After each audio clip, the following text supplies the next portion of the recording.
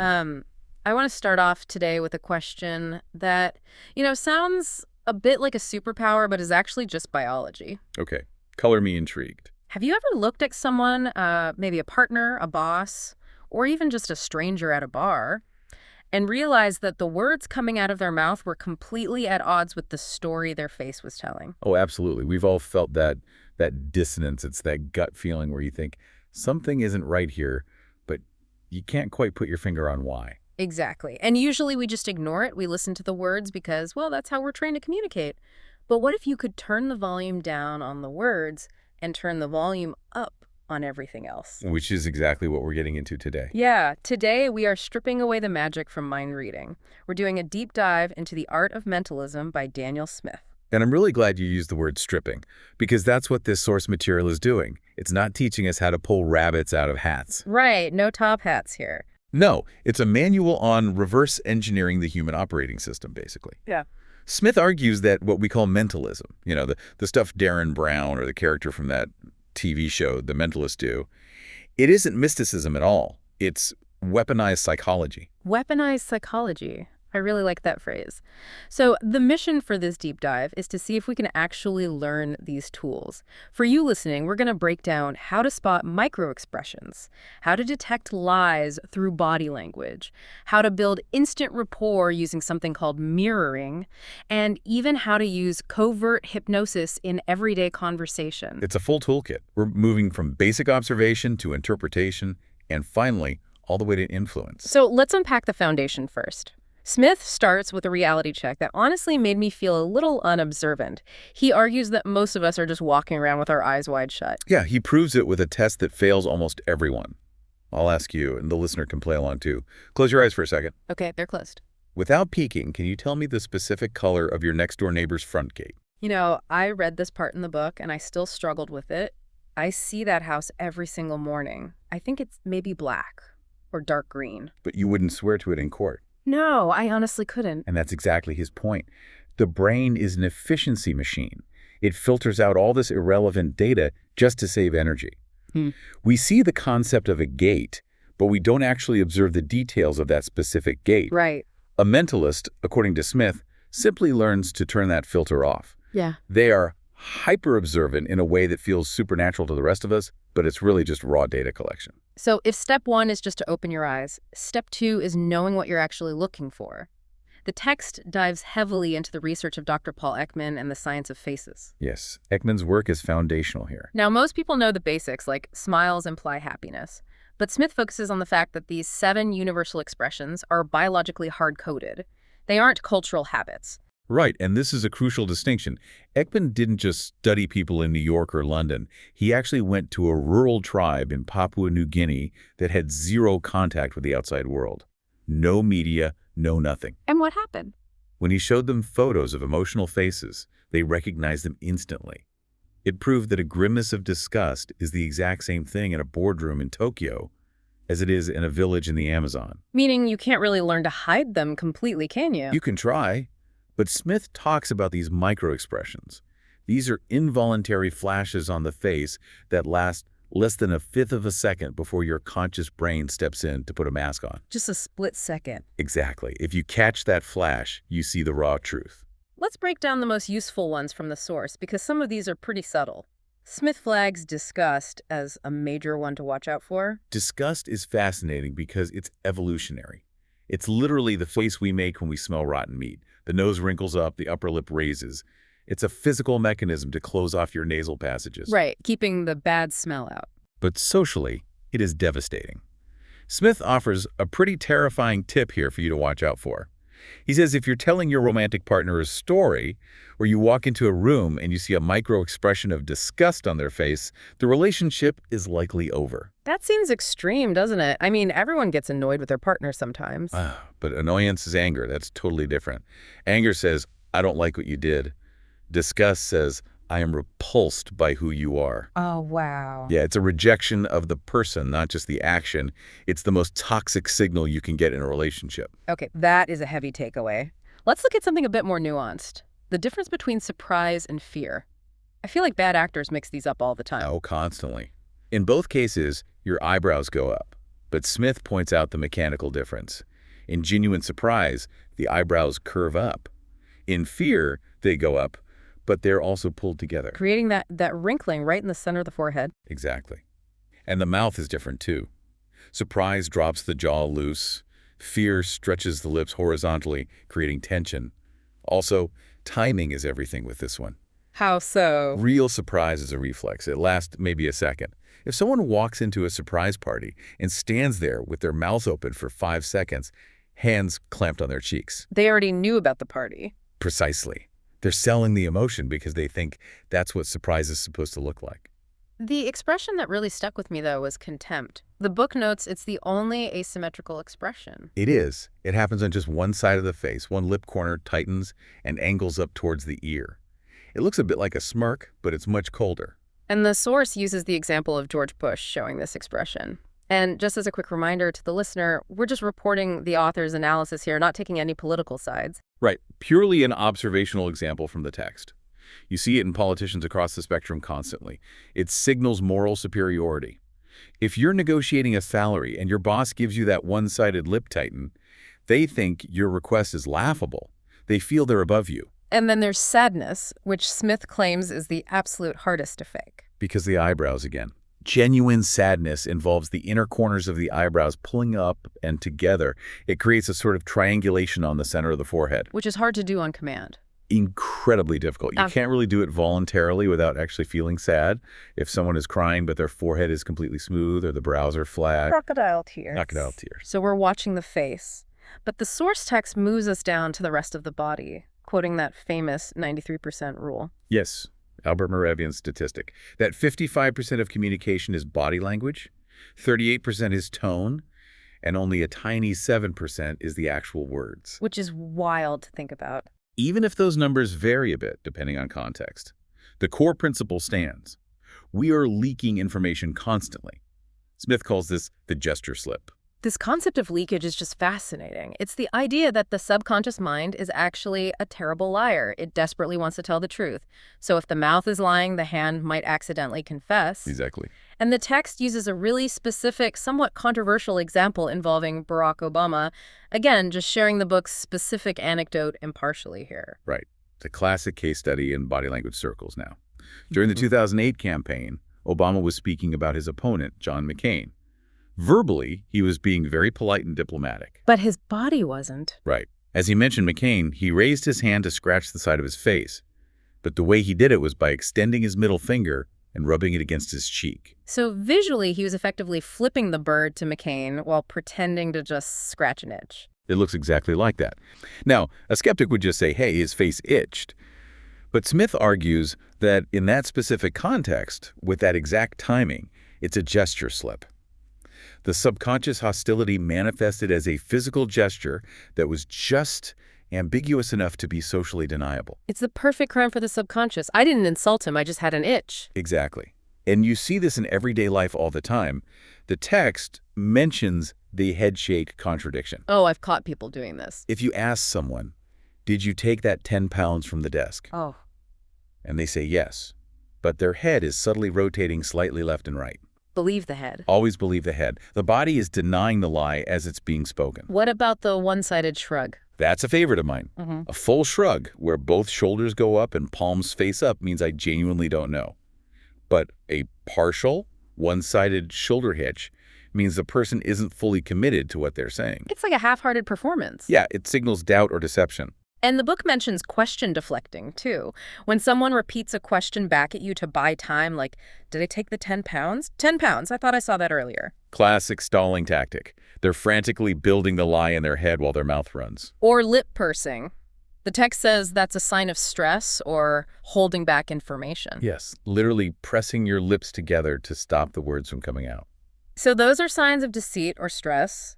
What about confidence? If we want to spot the person holding the winning hand in a room, what are we looking for? You look for steepling. Steepling. Yeah. Fingertips touching, palms separated. It looks exactly like a church steeple. It's very Mr. Burns from The Simpsons. Excellent. It really is. But it is a universal sign of intellectual confidence. Smith gives a great example using chess. He advises that if you are playing chess or poker and your opponent suddenly steeples their hands before you move, do not make your move. They know something you don't. They are completely confident you are walking into a trap.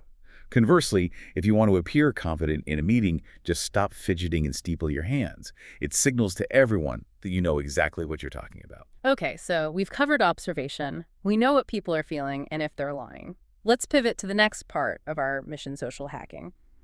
How do we use this to get people on our side? The source focuses heavily on mirroring. Mirroring is rapport 101. But Smith warns against doing it like a mime or a cartoon character. Yeah. If they cross their legs and you immediately cross yours, it just looks mocking. It's too obvious. Right. It needs to be delayed and subtle. But the real power move, he points out, is matching tempo and breathing. Matching their breathing, that seems incredibly intimate. How do you even spot that in a casual conversation? You don't stare at their chest, if that's what you mean. You watch their shoulders or the subtle rise of their collarbone. If you can sync your breathing patterns with theirs, you create this physiological feedback loop. You literally get on their wavelength. And what does that do? It signals profound safety to their reptilian brain. It builds instant, deep trust. But the part of the text that gave me a real aha moment was digital mirroring. I've never really thought about body language in text messages before. It makes perfect sense, though, doesn't it? Yeah. In a text message, we are essentially blind. We lose that 93% of nonverbal context we just talked about. So what do? We replace it with formatting. Right. Smith suggests that to build rapport digitally, you must mirror the exact style of the other person. So if my boss uses a lot of smileys, I should use smileys. Yes. And if they use proper punctuation and no emojis, you absolutely shouldn't use emojis either. But it gets even more granular. Like the kisses. Exactly. The text mentions the use of kisses, the little X at the end of a message that's common in a lot of cultures. If someone sends you 2 kisses and you send back 3, you are being overeager. If you send 1, you're being cold. You have to send 2. You send exactly 2. But isn't that a bit, I don't know, manipulative? If I'm sitting there counting the X's just to make you like me, does that make me a sociopath or just a really good communicator? That is exactly the line Smith walks in the book. It's based on a psychological principle called implicit egoism. Implicit egoism. Yeah. Basically, we are all narcissists by nature. We like things that remind us of ourselves. Mm-hmm. When you mirror someone's texting style, you are subconsciously telling them, I am just like you. You can trust me. And the source claims this actually works. Oh, yes. He claims people will divulge personal information much faster if the digital mirroring is highly accurate. Let's move to the section that I think most listeners instantly associate with mentalism. Cold reading. The psychic illusion. The text basically admits this is just a mix of statistics and theater. It is entirely that. Cold reading is the art of sounding like you know everything while actually knowing nothing at all. It relies heavily on something called the Forer effect. Also known as the Barnum effect, right? Exactly. The text provided that famous experiment by Bertram R. Forer. He gave his students a personality test and then handed them their supposedly unique results. They all rated the accuracy of their results as like 4 or 5 out of 5. But they had all been handed the exact same piece of text. Let's look at some of the lines from that text, because it really is a masterclass in ambiguity. It says things like, you have a great need for other people to like and admire you, and security is one of your major goals in life. Which applies to literally every human being on Earth. Exactly. But when you are the one reading it, you fill in the specific examples from your own life. You do all the heavy lifting for the mentalist. Right. And mentalists take this further with something Smith calls fishing and shotgunning. The J technique. Yes, this is pure probability. A mentalist will throw out a common identifier. They'll say, I'm getting a name, someone starting with a J. And in English-speaking countries, J is one of the most common first letters for names. John, James, Jane, Jennifer. Exactly. So if you, the subject, say, oh my gosh, my Uncle Jerry, the mentalist just takes the credit. They say, yes, Jerry, that's it. He's telling me. And then they move on with the reading. But what if they don't know a J? You just pivot smoothly. You say, well, it might be a month, like January or June, or a place.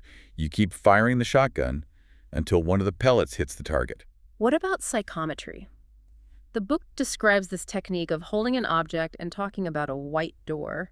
This is a beautiful example of using archetypes. Smith describes a mentalist holding someone's watch or a ring to read their energy. But the object is just a physical prop to distract their critical mind. The mentalist then describes a vision. They say, I see a white door. Why a white door specifically? Because it's a deeply embedded Jungian archetype. Almost everyone has a distinct memory of a white door. Maybe it was their childhood bedroom, a hospital, a schoolroom. If the subject gasps and says, "My grandmother's house had a white door," you have a massive hit. And if they just stare at you blankly. Then you go metaphorical. You say, the door isn't literal. It represents a barrier you are facing right now, a closed opportunity in your life. And since everyone has problems or obstacles, that lands perfectly too. It's brilliant. It relies entirely on the subject wanting it to be true. Like the retail example from the book, there's a story of a mentalist in a shop who guessed the cashier's boyfriend was married. Yes, but he didn't use psychic powers. He just observed that she was highly attractive, yet her body language was screaming insecurity and unhappiness. So he just played the most likely statistical odds for that specific profile. Exactly. Observation plus probability. Okay, so we've observed, we've manipulated trust, we've faked psychic powers. Now for the final frontier influence. How do mentalists actually get people to do things? This brings us to the hypnosis section. And Smith clarifies this immediately. Yeah. Hypnosis isn't sleep. It's not a swinging pocket watch. It's a state of hyper-awareness. It's about bypassing what he calls the critical mind. The part of your brain that says, wait, that's not true. Yes. The text focuses on covert or conversational hypnosis, the kind you can use right now. And it all boils down to a three-step process. Build rapport, switch off the critical mind, and give the command. And the switch-off mechanism relies on some very specific trigger words, the biggest one being the word imagine. Imagine and what if. These are the keys to the castle. Why are those specific words so powerful? It seems too simple. It comes down to neurology. If I tell you right now, there is a black cat flying through the room, your critical mind instantly checks the room, sees no flying cat, and rejects my statement as a lie. You disengage. Right, because it's objectively false. But if I say, what if a black cat could fly? Or imagine a black cat flying around the room. Your critical mind steps aside. To even understand the sentence I just said, your brain has to simulate the image. You have to visualize the flying cat. Oh, I see. In that moment of visualization, you are not questioning reality. You are creating it. You've suspended logic just to process the request. Exactly. Yeah. And once you are in that imaginative state, you are highly suggestible. Smith gives us a very practical application for this. Let's say you want to calm someone down. If you tell an angry person, calm down. They get angrier. The critical brain fights the command. Exactly. But instead you say, imagine you are lying on a warm beach. Can you imagine how nice that sun would feel on your skin? You're hijacking their sensory processing. You are. By the time they imagine the sun, their body is already beginning to relax physically. Yeah. You have hypnotized them in the middle of a normal conversation. It essentially forces the brain to run a simulation, and then the body reacts to that simulation as if it were real. That is the absolute essence of influence. If you can control someone's imagination, you can guide their behavior. This whole deep dive has been quite the journey. We started from the outside, just seeing the world, looking at the neighbor's date. Then we moved to the face and the gesture slips. Then we mirrored those signals to build rapport. And finally, using language to bypass the guard at the door of the mind. It really highlights how much of our daily interaction is just a game of information asymmetry. The person who observes the most controls the interaction. There's one final insight from the source I want to touch on before we wrap up. It's the idea of fake it till you make it, but not just as a motivational poster. Smith argues that the body-mind loop runs in both directions. Yes, this is so important. We usually think, I feel confident, so I stand tall. But the reverse is biologically true. Mm-hmm. I stand tall, so my brain feels confident. Right. Smith suggests that if you deliberately adopt the posture of a confident person, you take up space, you uncross your arms, you steeple your hands, your brain actually begins to release different chemicals. Yeah. You don't just look like a mentalist to other people. You actually start to feel and perform like one. So we can effectively use these tools to hack ourselves, not just other people. We're always our own easiest subjects to hypnotize. Which leaves me with a pretty provocative closing thought for you listening. We've spent this entire time analyzing how to spot lies, how to fake rapport by counting calories in a text message, and how to use scripts to pretend we know things about strangers. Yeah. If 93% of communication is this non-verbal dance, and we can consciously learn to choreograph it, how much of our daily social life is actually real? That is the real question. If I mirror your breathing and you feel deep trust toward me because of it, is that trust fake? Or is the technique just a bridge to a genuine connection? Or are we all just unconsciously performing for each other every single day, and the mentalist is just the only person in the room who actually knows they're putting on a show? I think that's a very likely possibility. Well, on that existential note, I'm gonna go step outside and stare at my neighbor's gate until I know exactly what color it is. Thank you for joining us on this deep dive into the art of mentalism. Thanks for having me. Catch you next time.